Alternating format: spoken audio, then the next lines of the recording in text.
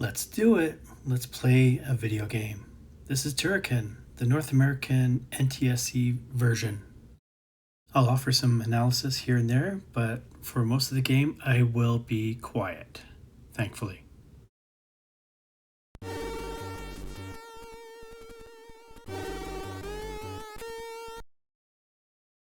At the main screen, I'm interrupting the game so that I can put in a cheat.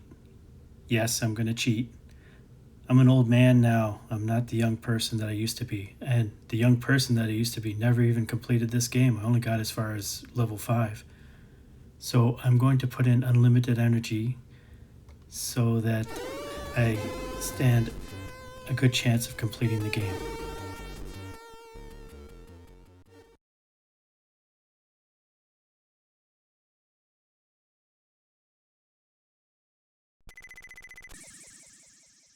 This game is played with a single button joystick, the spacebar, and the F7 function key. Using those combinations, you can do all the moves.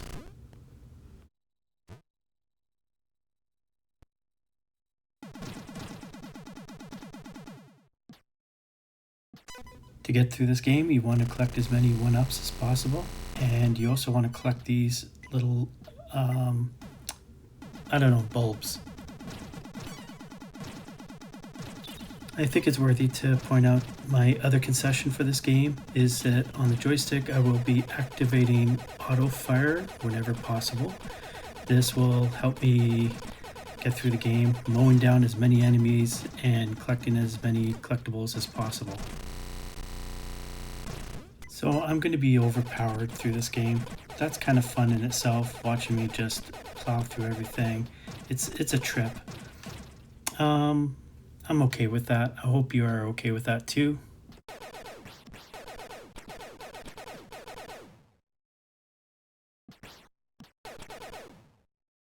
See that platform up there in the sky, up in the top left?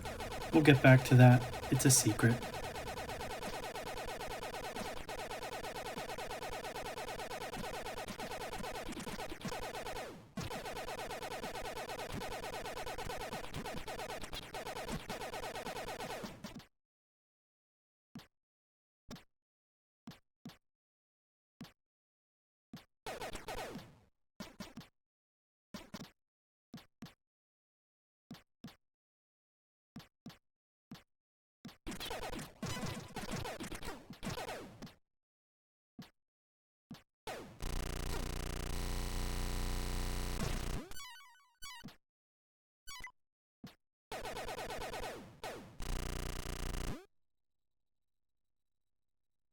And here's that secret. By doing a leap of faith off to the left, we can reach that platform.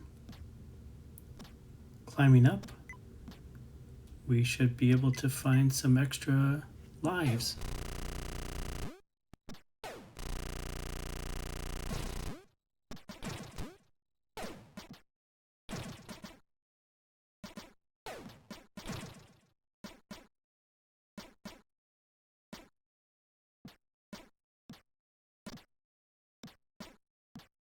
You may have noticed that a bunch of lives up there just disappeared. This game is very aggressive at calling all objects that are off screen. You can use this to your advantage to disappear enemies, but it also means that a lot of the things that you want to collect can disappear if you do not keep them in view.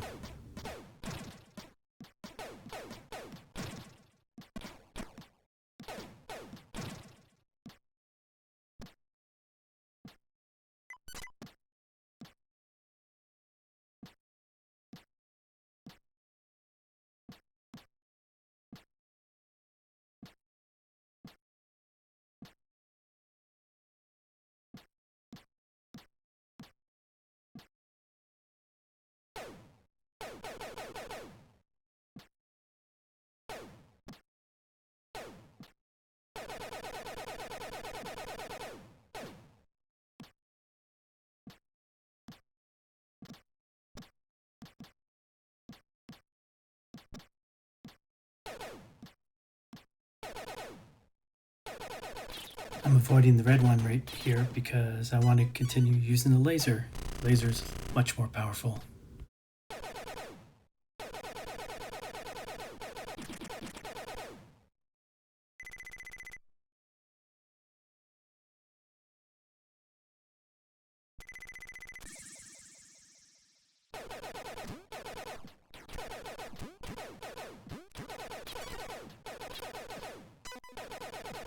Here comes the first boss fight, and I believe this is all done with sprites.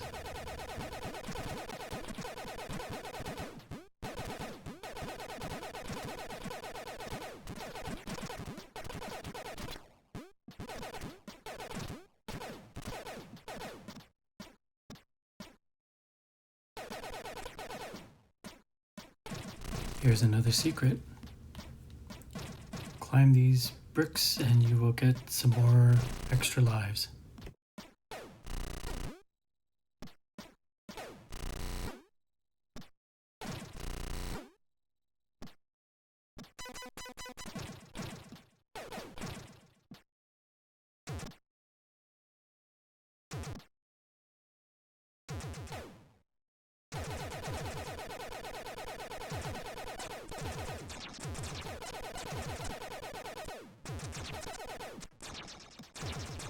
Here's the part in the game where you have to learn to do these trick jumps, which is jumping out on a diagonal and then turning back to land on the platform. This is a very fast move and it needs a lot of practice to get it right. Turrican makes a lot of use of this style of jumping, so if you are into platforms, you'll be pretty happy and at home in this game. If you don't like platforming, then you're kind of stuck.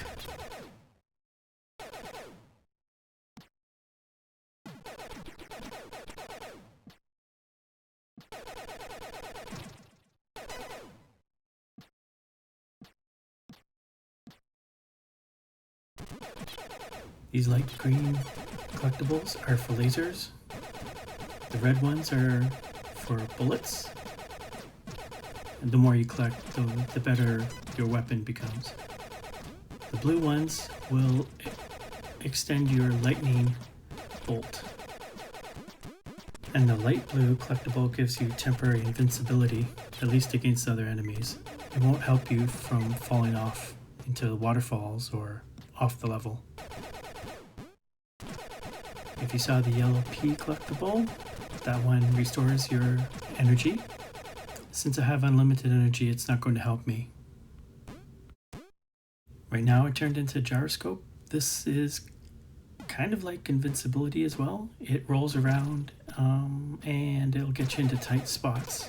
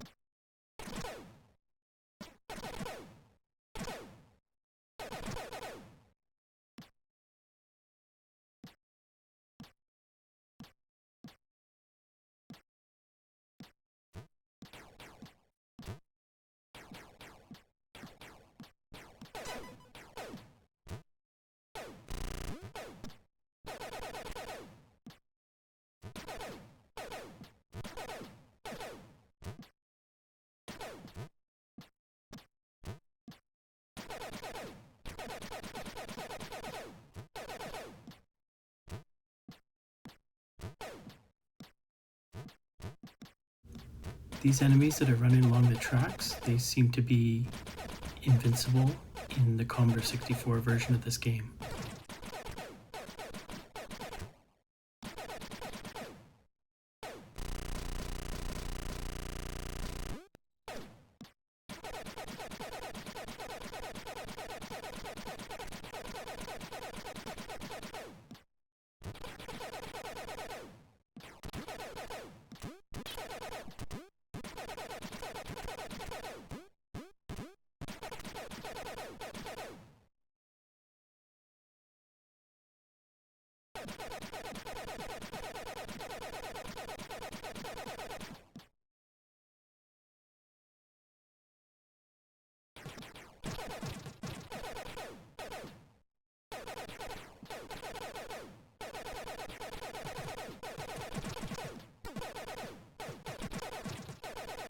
I missed the jump there, but not all is lost.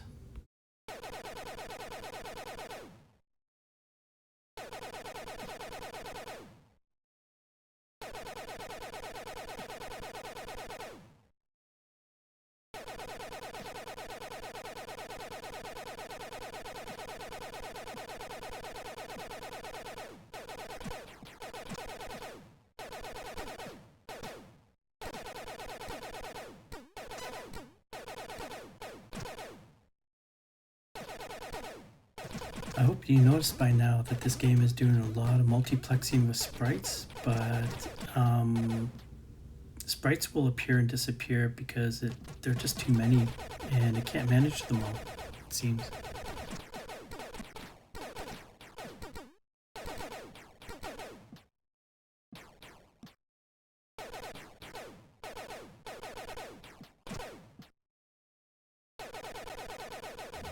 Hit detection is also a problem for this game. I mean, it's a problem, but it's also an advantage for the player. Trust me when I say that if you played the Amiga version, you will find that the hit detection in there is more honest, but it's also more brutal, much harder to play than this version. You can sort of get through this game because of the liberal hit detection.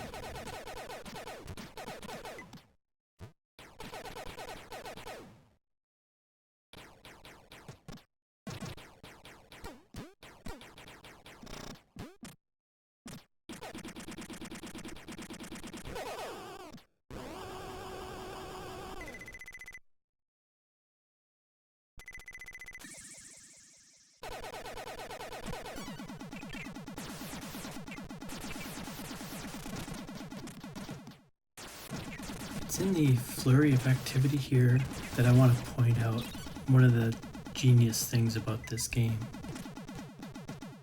All those bullets, all those lasers, and all the lightning bolts that come from your player, those are characters. They're not sprites.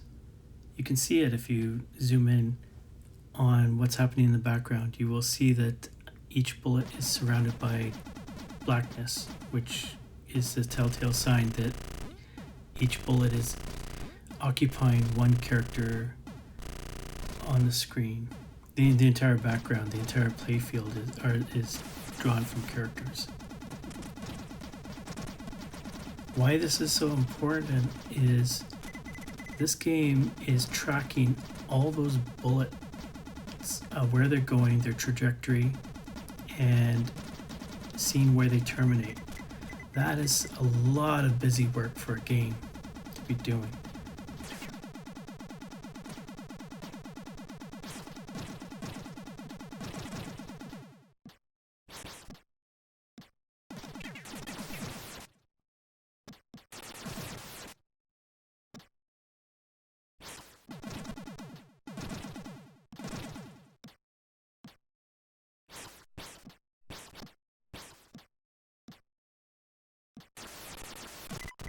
You want to collect these jewels. If you collect 300 of them, then you get an extra continue.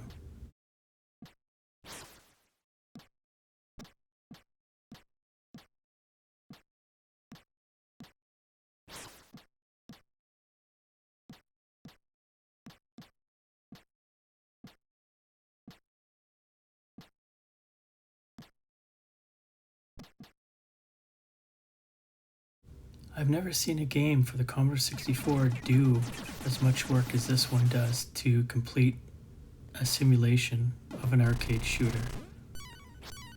It accomplishes so much on limited Commodore 64 computer that it has my eternal admiration.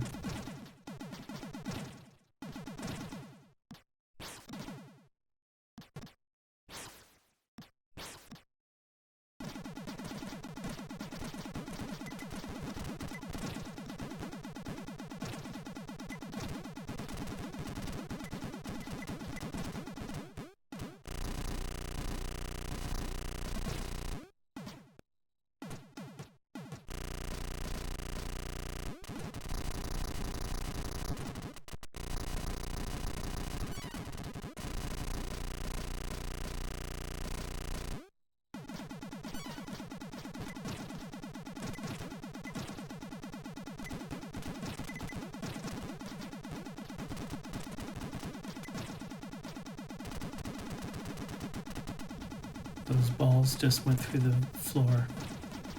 Yeah, this game is very proficient in what it does, but it also has a certain amount of jankiness to it.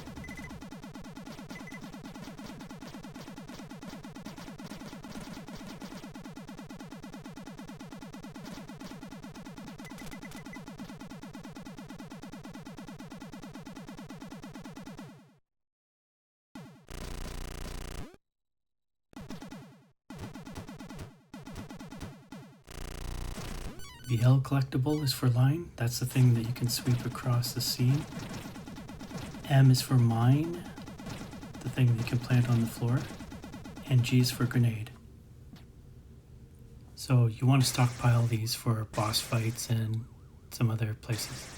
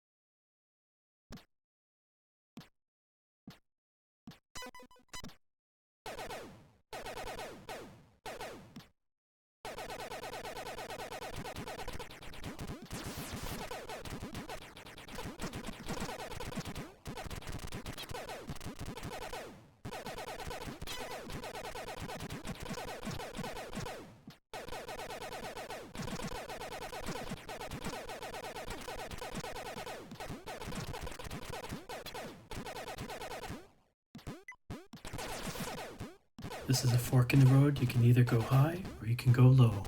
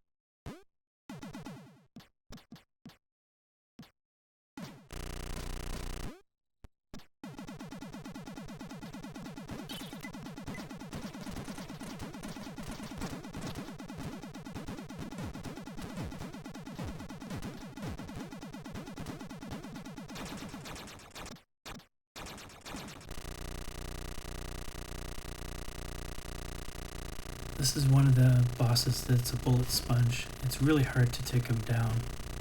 And you will come to a point here where you've got nowhere to run and you'll just die if you stand here. So the key to beating this boss is to turn the gyroscope, get to the back side, and then attack it from behind.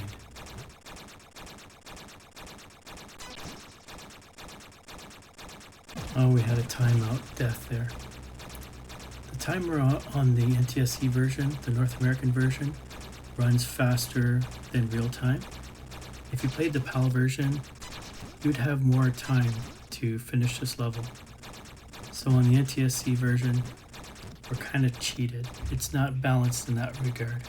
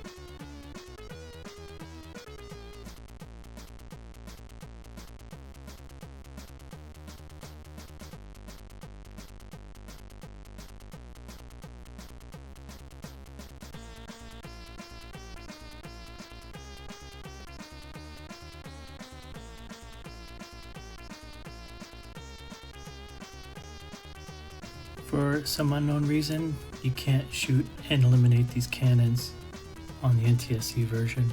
You can on PAL, but not on the North American version. So this section right here is just unfair.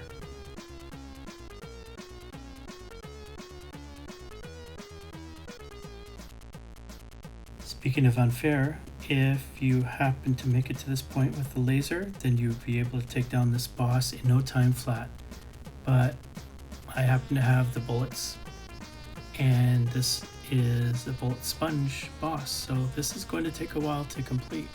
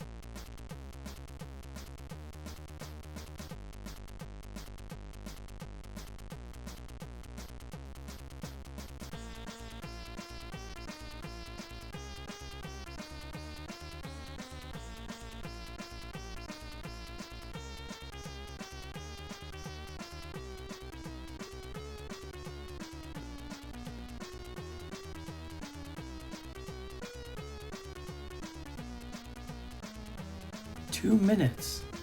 That took 2 minutes to take down that boss. I wonder if the game designer approved this.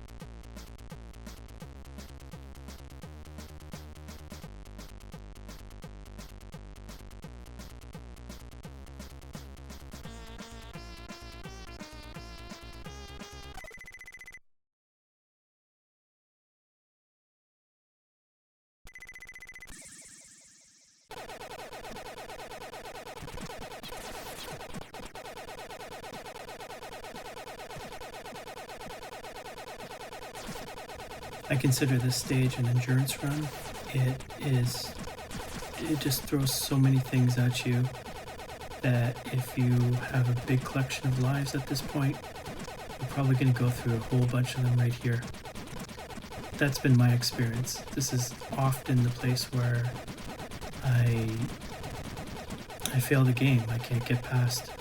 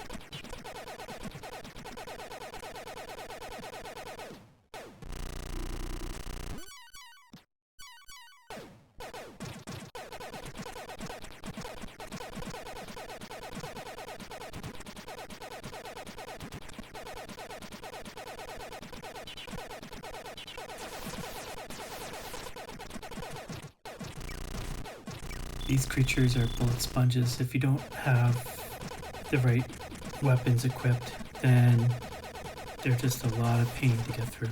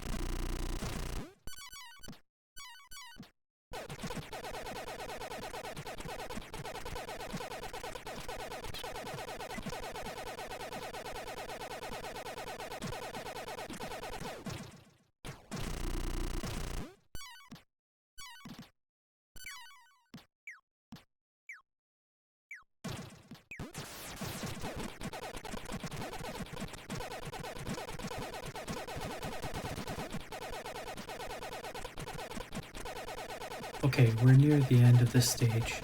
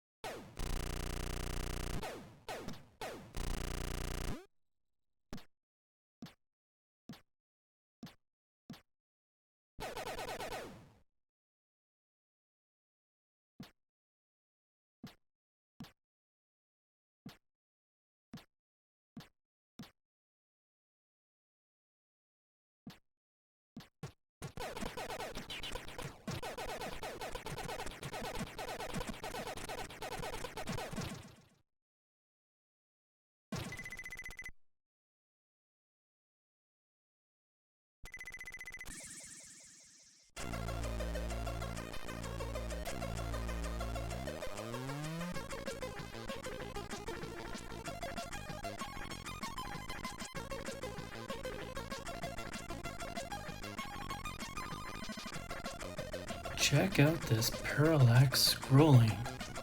Isn't that something?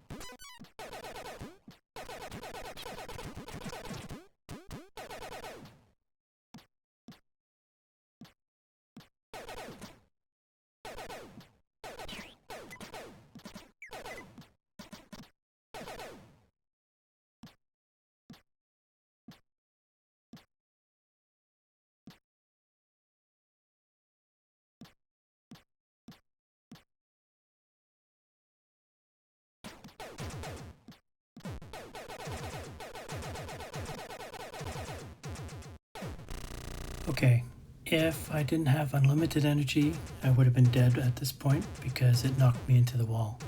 But because I have unlimited energy, I've glitched the game, so I'm kind of frozen in the wall. I can't fire upon the boss.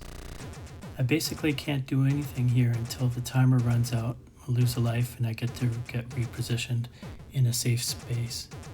So to spare you the wait, I'm going to just skip ahead.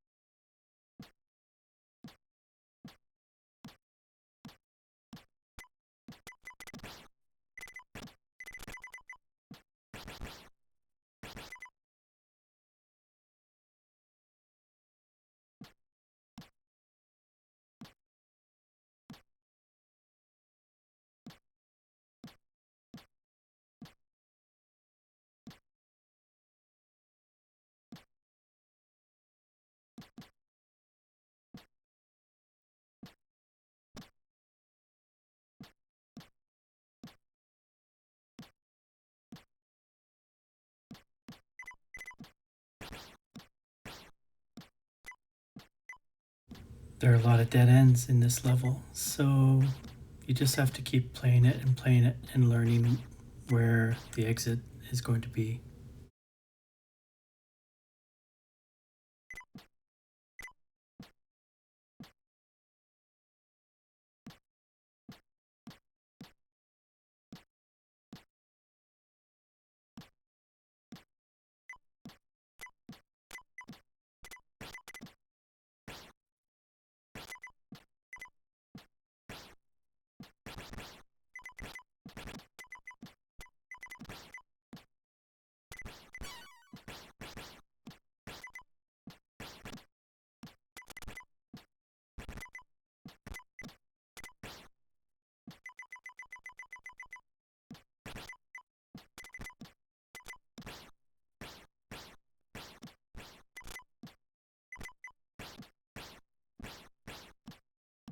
So I'm getting worried about two separate things.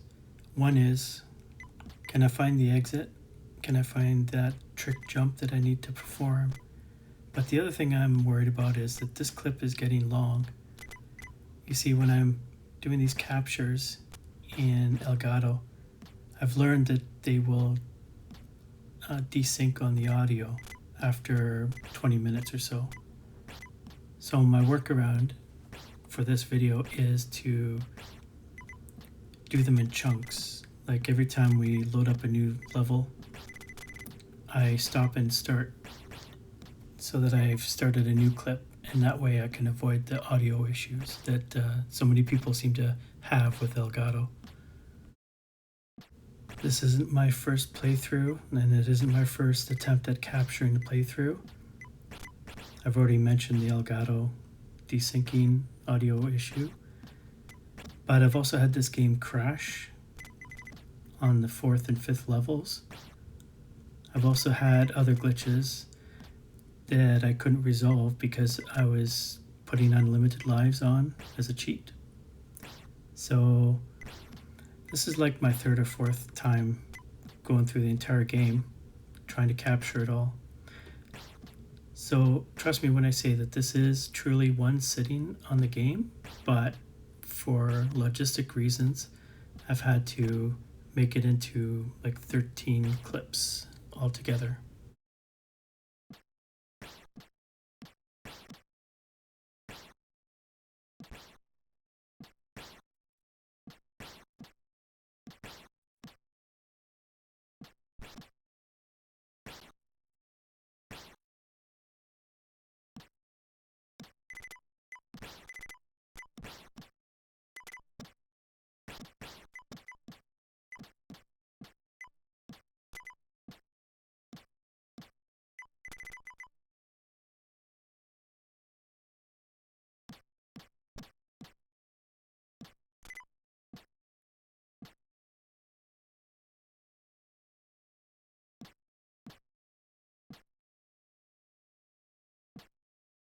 Is this a real jump?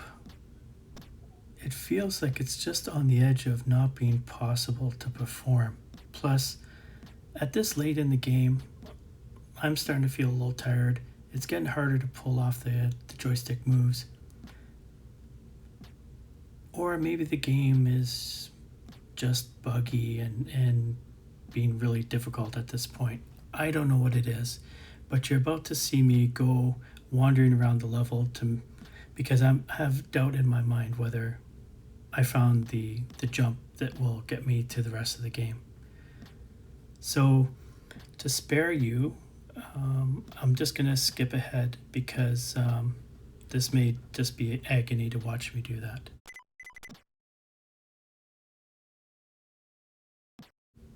Finally, I made the jump. This is the hardest jump in the game. And if you see other playthroughs, you may find people doubting themselves like I did as to whether that's a legitimate jump. But that is the one. That gets you to the end of this level.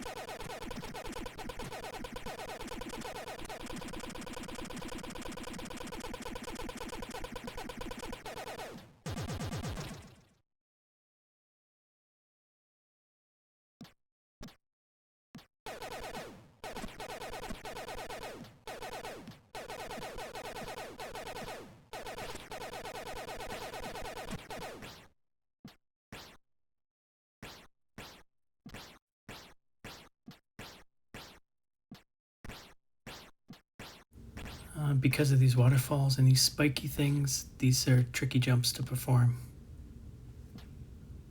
Fortunately, I got through them on this playthrough.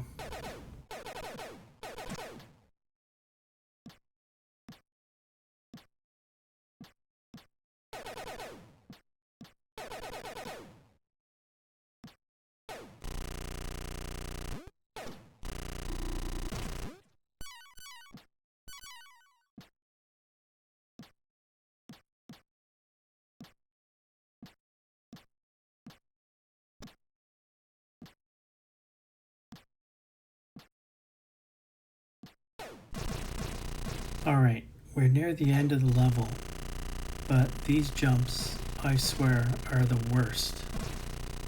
I am going to keep falling and falling and falling, and I'm gonna curse a blue streak under my breath while doing it. There's just something about the way the jumping mechanism is working here. I know I'm not terrible at this, I can pull these off, but something just keeps making me fall short. So this is gonna take a little while.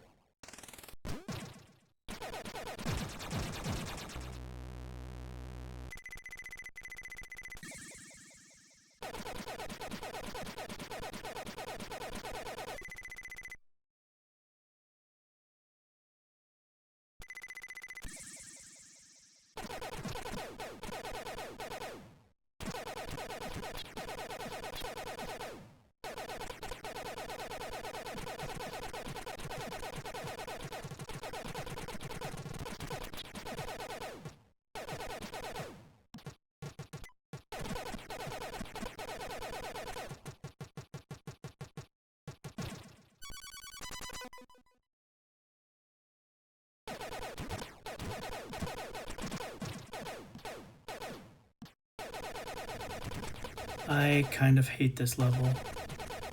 This is the one where you can spend an eternity trying to find an exit, and you'll go everywhere and you'll just find dead end after dead end after dead end. The secret to the exit is to see a ledge that you don't know is a ledge, but it's the ledge you have to land on. You can't get to the end of the game if you don't find that ledge. So I'll point that one out for you.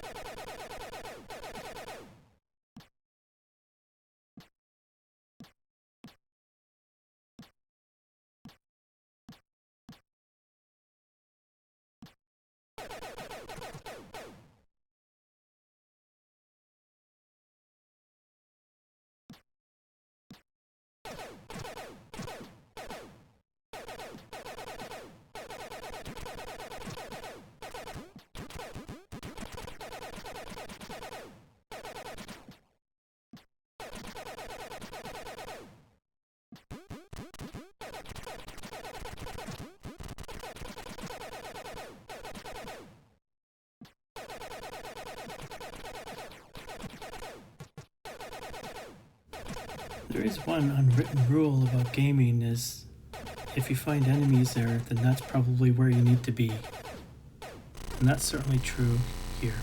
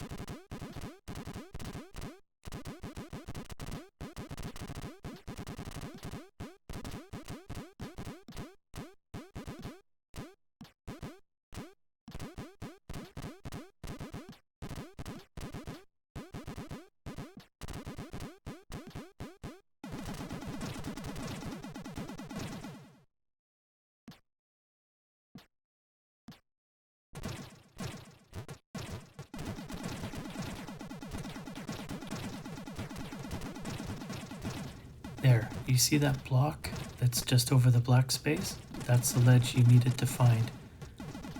So to get there, from the beginning of the level, go to the right, then make your way over to the left, make your way over to the right again, then make your way over to the left, climb some more, find that ledge, and then continue.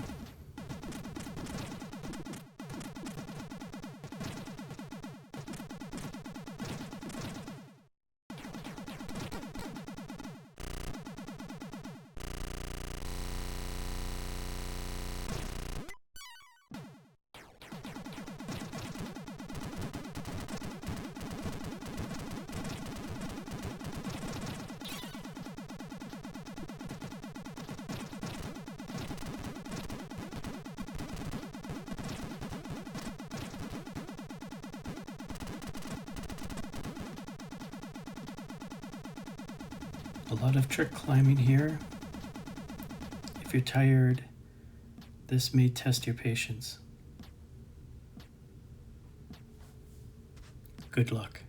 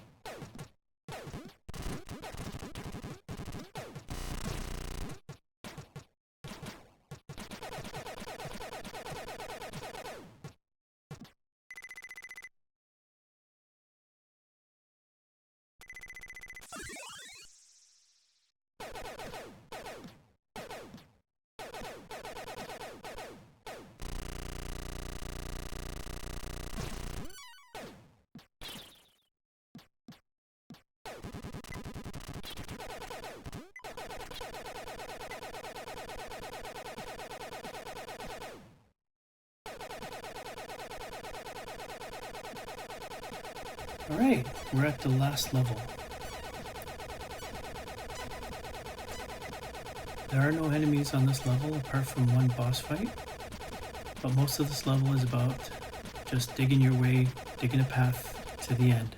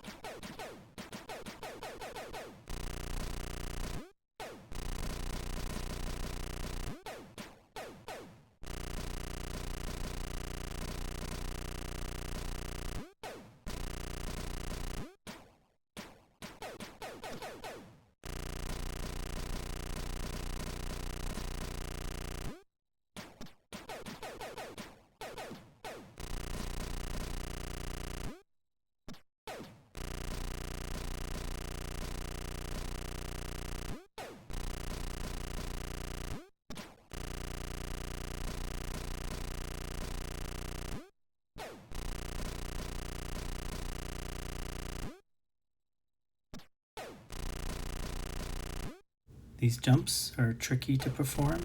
You have to be right at the edge, and you have to do a diagonal jump without losing it.